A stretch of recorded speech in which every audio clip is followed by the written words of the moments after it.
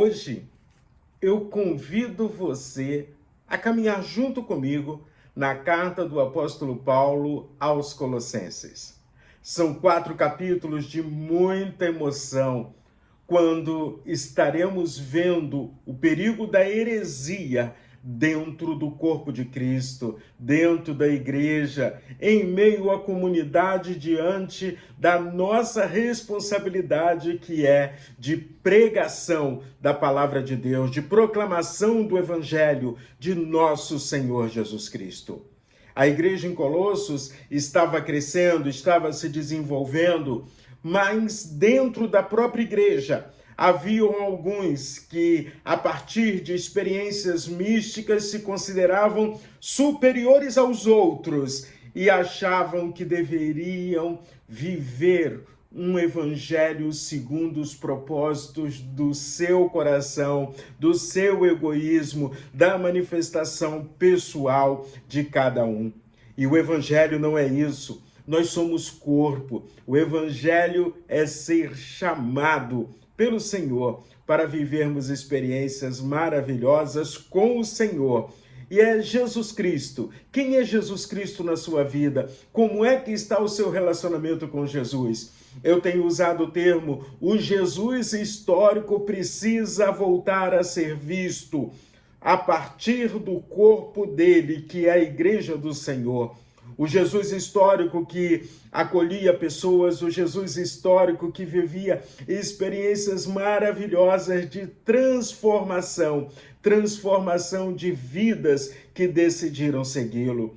O Jesus que olha para uma mulher pecadora e a trata com carinho e amor. O Jesus que quebra barreiras sentando à beira do poço, porque era necessário passar em Samaria para acolher não só uma mulher que tinha toda a sua autoestima lá embaixo, mas o Jesus histórico vai e transforma a vida de Sicar, uma cidade.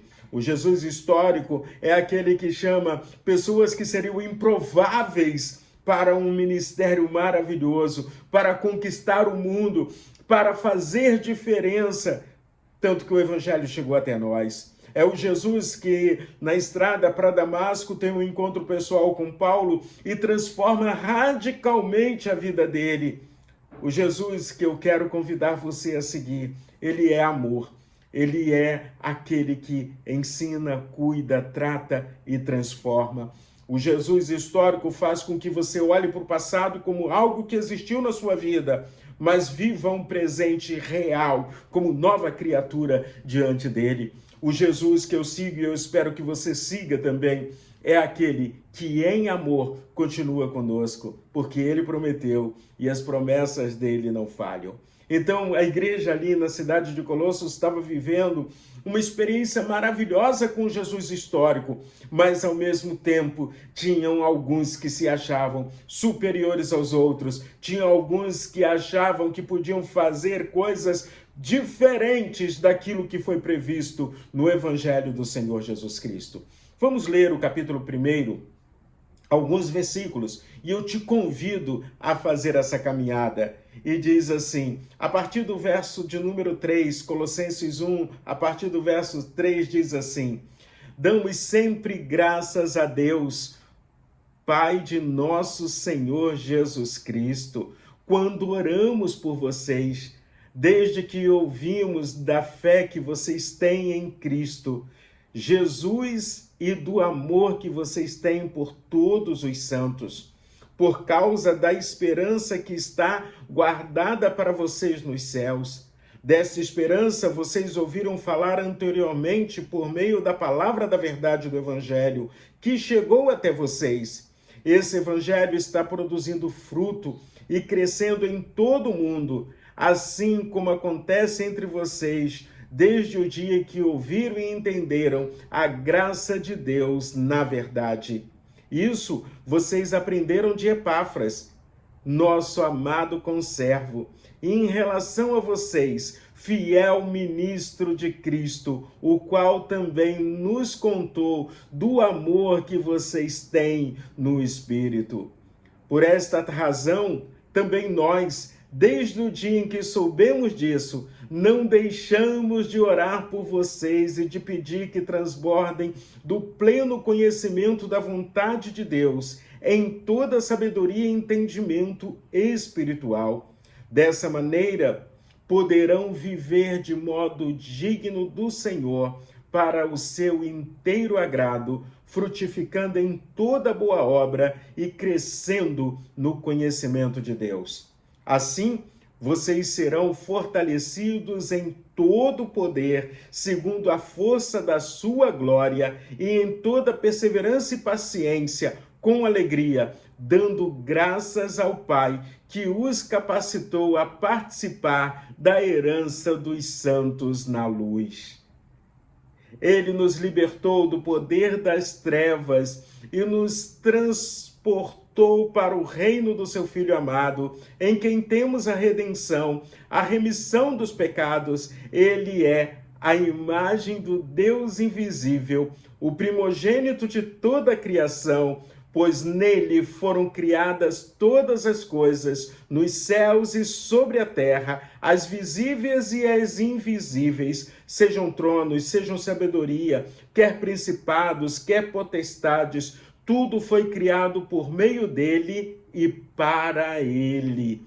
Ele é antes de todas as coisas, nele tudo subsiste. Ele é o cabeça do corpo, que é a igreja. Ele é o princípio, o primogênito dentre os mortos, para ter a primazia em todas as coisas. Pois Deus achou por bem que nele residisse toda a plenitude, e que, havendo feito a paz pelo sangue da sua cruz, por meio dele, reconciliasse consigo mesmo todas as coisas, quer sobre a terra, quer nos céus. E vocês, que no passado eram estranhos e inimigos no entendimento, pelas obras más que praticavam, agora, porém, ele os reconciliou do corpo da sua carne, mediante a sua morte, para apresentá-los diante dele santos, inculpáveis e irrepreensíveis.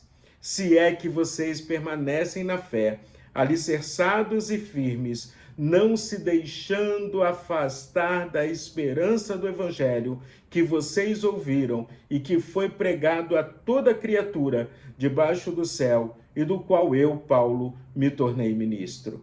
Que sejamos ministros do Senhor, proclamando a verdade do Evangelho. Que sejamos ministros do Senhor, proclamando o amor do Senhor. Que sejamos ministros do Senhor, convictos que é através da cruz de Cristo, é através do sangue de Jesus que nós fomos alcançados e por isso nós somos santos. Nós devemos ser irrepreensíveis e nós devemos caminhar com esse Jesus, porque foi ele que pagou o preço da reconciliação com o Pai.